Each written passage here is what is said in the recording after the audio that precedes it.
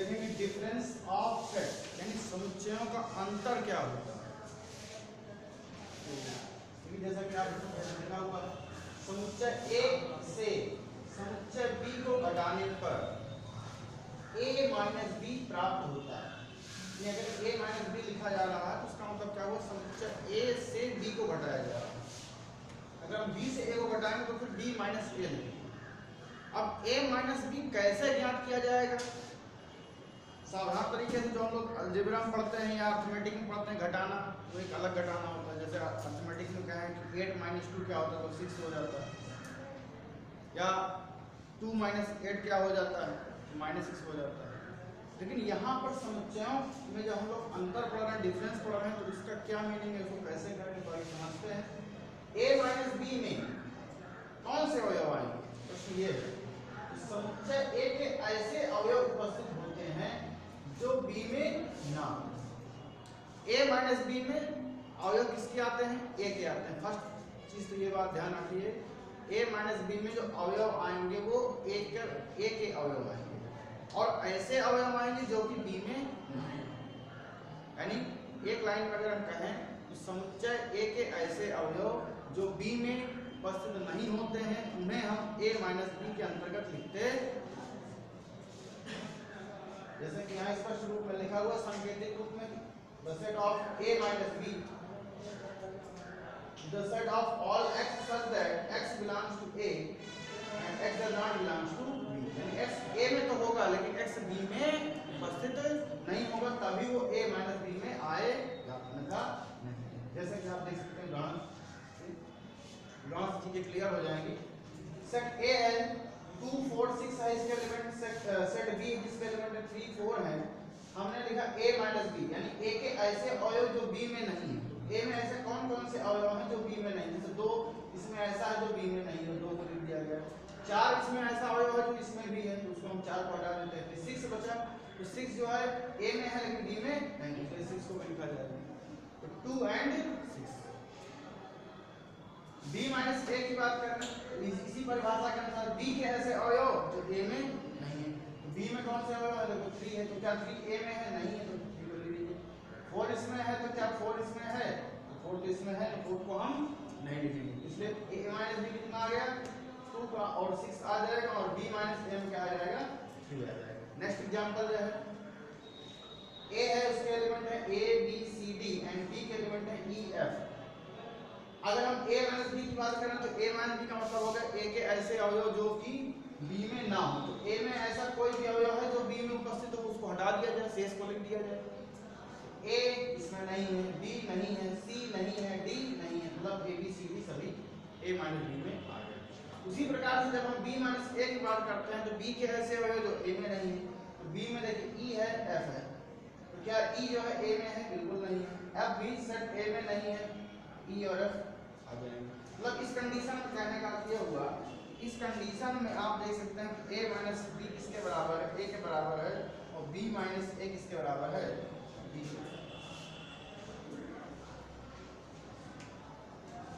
Third number में आप देख सकते हैं a के एलिमेंट है 2 4 और b के एलिमेंट है 0 2 एंड 4। अब अगर हमें a माइनस b ज्ञात करना है तो क्या मतलब हुआ कि a के ऐसे अवयव जो b में ना हो। तो a के अवयव देखते हैं, जैसे पहला एलिमेंट है 2, तो क्या 2 b में है? हाँ 2 b में, तो 2 को नहीं लिखना है। फिर नेक्स्ट क्या हो गया 4, क्या 4 b में है? बिल्कुल है। तो अब a में ऐसा कोई अवयव बचा जो b में ना हो? ऐसा कोई अवयव है ही नहीं, बचा ही नहीं। इसका मतलब a माइनस b क्या आ जाएगा? एक इम्पटी सेट आ जाएगा, अर्थात इसको हमने क्या लिख दिया 5। फिर b माइनस a की बात करें तो b के ऐसे एलिमेंट जो a में नहीं है, जैसे कि 0 क्या a में है? नहीं है, तो 0 को लिख दिया गया। 2 उसमें है, 4 उसमें है, 2 एंड 4 को हमने नहीं लिखा, केवल 0 को लिख दिया। इसलिए b माइनस a जो है आपका उसमें केवल एक ही एलिमेंट आ गया, वो आ गया 0। नेक्स्ट एग्जांपल है आपके सामने, कहा गया a एक सेट है इसमें कहा गया x belongs to x such that x belongs to I। I क्या होता है? I इंटीजर्स को रिप्रेजेंट करता है, यानी पूर्णांकों का समुच्चय, का समुच्चय। पूर्णांक सभी लोग जानते हैं, 0 plus minus 1 plus minus 2 plus minus 3 plus minus 4 plus minus 5 plus minus 6 plus minus 7 plus minus 8 अनंत। या फिर हम ऐसे कहें 0 1 2 3 4 5 6 7 8 9 10 11 12 13 14 15 16 17 18 19 20 और इधर कहते हैं -1 -2 -3 -4 -5 -6 -7 -8 -9 -10 इस तरीके से। तो माइनस इन्फिनिटी से प्लस इन्फिनिटी तक में जो पूर्णांक है वो आपको बता दिए गए। तो इसमें x जो है वो किसमें बिलोंग करता है, i में, यानी x क्या होना चाहिए, पूर्णांक। इसका मतलब इसमें a के अंतर्गत जो भी अवयव आएंगे वो क्या होंगे, पूर्णांक हो जाएंगे। और आगे क्या कहा गया, -3 से बड़ा और 3 से छोटा है, यानी x का जो मान है वो -3 और 3 के बीच का है।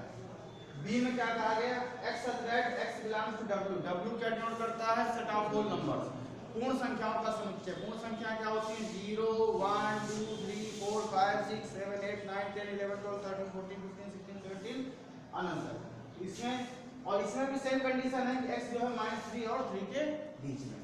और आपसे कहा गया है कि a b और b a को आप ज्ञात करके बताइए क्या आता है।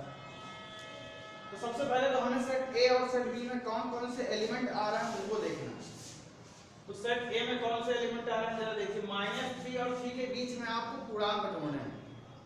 तो -3 से जस्ट बड़ा कौन हो गया, -2, -2 से -1 0 1 एंड ये पूर्णांक है। शेष अन्य संख्याएं बहुत सी हैं इसके बीच में, परिमेय अपरिमेय वास्तविक संख्याएं, कि हमें उनको नहीं लिखना है।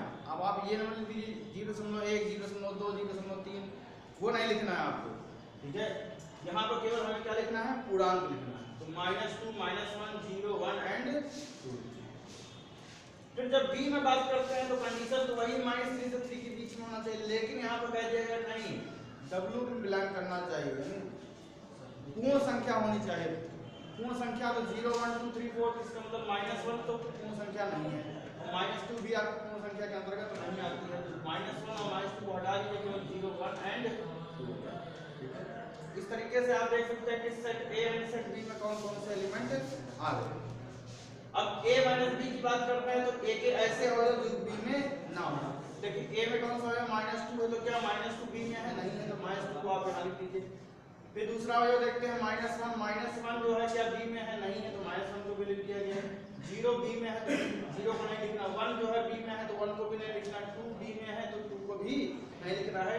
तो हमने कहने का मतलब यह होगा कि 0 1 2 को हटा दिया, केवल क्या बचा आपके पास -2 एंड -1, उसी को हमने यहाँ लिख दिया। तो ये आ गया आपका a b-a की अगर हम बात करते हैं तो b-a किसके बराबर, 5 के बराबर आ जाता है। क्यों, इंपटीशन क्यों आ जाता है, क्योंकि b में ऐसा कोई अवयव है ही नहीं जो a में ना हो, अर्थात b में के सभी अवयव a में है, और हमको b-a में क्या लिखना होता है, b के ऐसे अवयव लिखना होगा जो a में नहीं है। तो ऐसा कोई अवयव बचा ही नहीं जो a में ना हो, इसलिए क्या आ गया 5। दरअसल इस कंडीशन की बात करते हैं कि यहाँ पर आप ध्यान देंगे कि ऐसा क्यों हो रहा है, क्योंकि यहाँ पर आप देखेंगे कि b जो है एक प्रॉपर सबसेट है किसका, a का। b के प्रत्येक अवयव, b का प्रत्येक अवयव a में उपस्थित है, परंतु a में कुछ अवयव ऐसे भी हैं जो कि b में नहीं, इसलिए b क्या है, प्रॉपर सबसेट है, यानी उचित उपसमुच्चय है a का। अगर उचित उपसमुच्चय आ जाएगा तो b - a बराबर क्या आ जाएगा, हमेशा 5 ही आ जाएगा। यहाँ पर भी आप देख सकते हैं a - b बराबर 5 आया था, यहाँ पर भी कंडीशन वही बात आ जाती है कि a is a proper subset of b। a का प्रत्येक अवयव b में था, परंतु b में ऐसे भी अवयव थे, जैसे ये था 0 जो कि a में नहीं था। यहाँ a जो है सब प्रॉपर सबसेट था b का, इसीलिए a - b कितना आया, 5 आया, ठीक है। अब इन एग्जांपल से आपको क्लियर हो गया होगा कि a - b या फिर b - a कैसे निकाला जाता है, और एक बात ये भी स्पष्ट हो गई कि a - b का मान अलग आता है और b - a अलग आता है। a - b और b - a अलग-अलग चीजें, ठीक है। अब आइए वेन डायग्राम समझते हैं। Venn diagram of a - b, हमने यहाँ b - a की चर्चा नहीं की, केवल a - b के बारे में यहाँ पर 4 स्थितियां संभव हो पा रही थी, तो 4 स्थितियों का हमने वेन डायग्राम बनाया है। इसमें ये पहली स्थिति जो है सामान्य स्थिति है, अगर कोई अन्य स्थिति आपको नहीं बताई जाती है तो आप इसी जो कंडीशन है इसी को आप कंसीडर करेंगे, अन्य स्थितियों को आप ध्यान नहीं देंगे। तो जैसे इसका स्थिति में क्या है कि a के कुछ एलिमेंट b में है और b के कुछ एलिमेंट a में, परंतु a में ऐसे कुछ एलिमेंट हैं जो b में नहीं, और ऐसे ही b में भी कुछ ऐसे एलिमेंट हैं जो a में। ये वाले कॉमन है। अब यहाँ हमें करना क्या है, a माइनस बी। तो a माइनस बी में क्या आता है, a के ऐसे अवयव जो b में ना हो।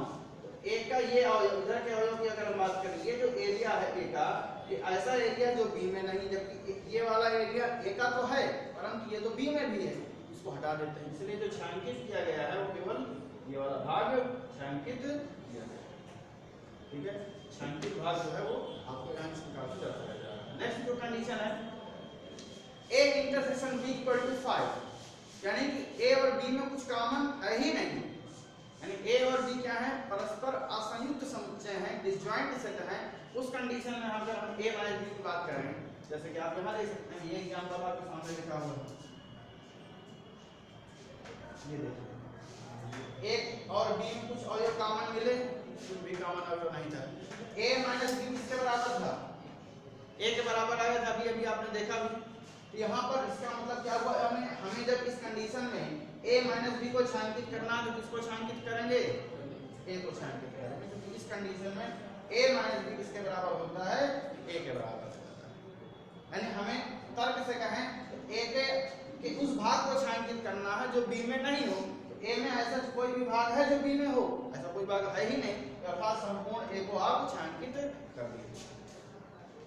थर्ड हम स्थिति को देख रहे हैं, जब a उचित समुच्चय है b का,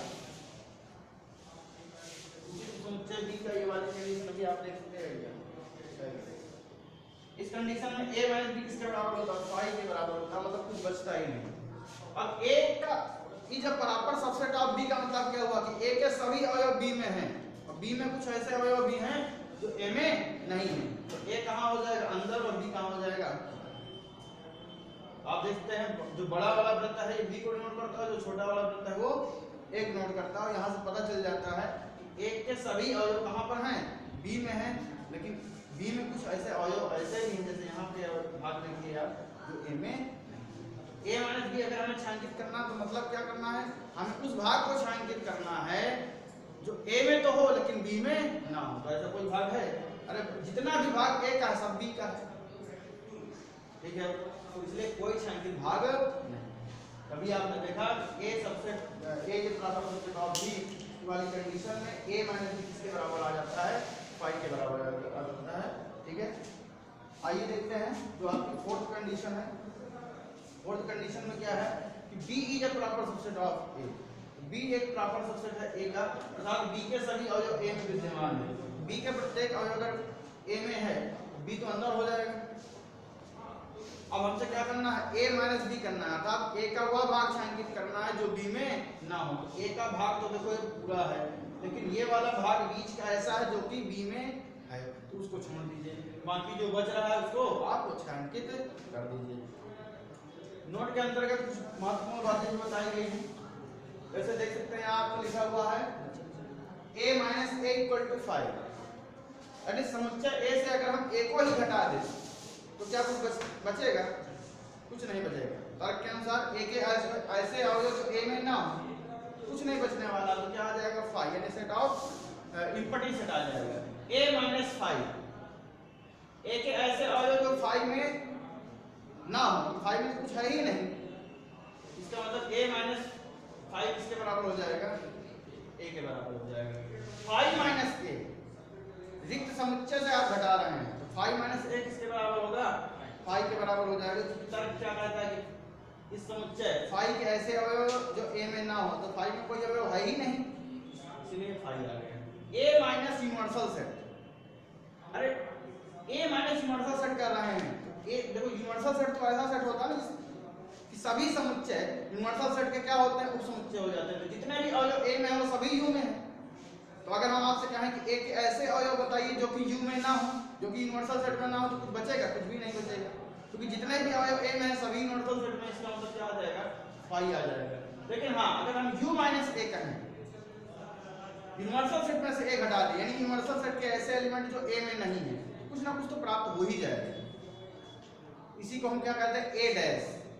अभी आगे इसके बाद फिर नेक्स्ट वीडियो में आपको बताया जाएगा a डैश क्या है, कॉम्प्लीमेंट ऑफ अ सेट, यानी किसी समुच्चय का पूरक समुच्चय ज्ञात करें। तो ये क्या है, a का पूरक समुच्चय कहलाता है, जिसको हम a डैश या फिर ऊपर a और ऊपर छोटा सा c बना देते हैं। Complement of set a minus b does not equal to b minus a। आपको इतने एग्जांपल में क्लियर हो गया, देख सकते हैं कि कहीं a माइनस b और b माइनस इक्वल है, जनरल तौर पे इक्वल नहीं हो सकते। अब हाँ आप कोई कह दे कि भाई a माइनस b भी 5 के बराबर है और b माइनस a भी 5 के बराबर है, तो फिर दोनों इक्वल हो गए। तो वो एक स्पेशल कंडीशन हो गई। जनरल कंडीशन में कभी भी a माइनस b जो है b माइनस a इक्वल नहीं होता है। और इसी के साथ ही साथ आप ये भी देख रहे हैं कि अगर a माइनस b है, a माइनस b जो है वो हमेशा सबसेट होगा किसका, a का होगा। और अगर b माइनस a है तो वो सबसेट होगा किसका, b का। ठीक है, तो a माइनस b और b माइनस a में कुछ कॉमन मिल सकता है क्या? कुछ कॉमन नहीं मिल सकता। आप देख सकते हैं a माइनस b है और b माइनस a है, कुछ कॉमन मिला क्या? नहीं मिला। a माइनस b और b माइनस a का अगर इंटरसेक्शन कर दिया जाए तो हमेशा क्या आएगा, सिंपैथी सेट आ जाएगा। a माइनस b का इंटरसेक्शन किसके साथ, b माइनस a के साथ किया जाएगा तो क्या आएगा, सिंपैथी सेट आ जाएगा, यानी कि रिक्त समुच्चय आ जाएगा। ठीक है, और अगर दोनों का यूनियन कर दिया जाए, a माइनस b और b माइनस a का यूनियन कर दिया जाए, a minus b union b minus a, इसको हम लोग कहते हैं सममित अंतर।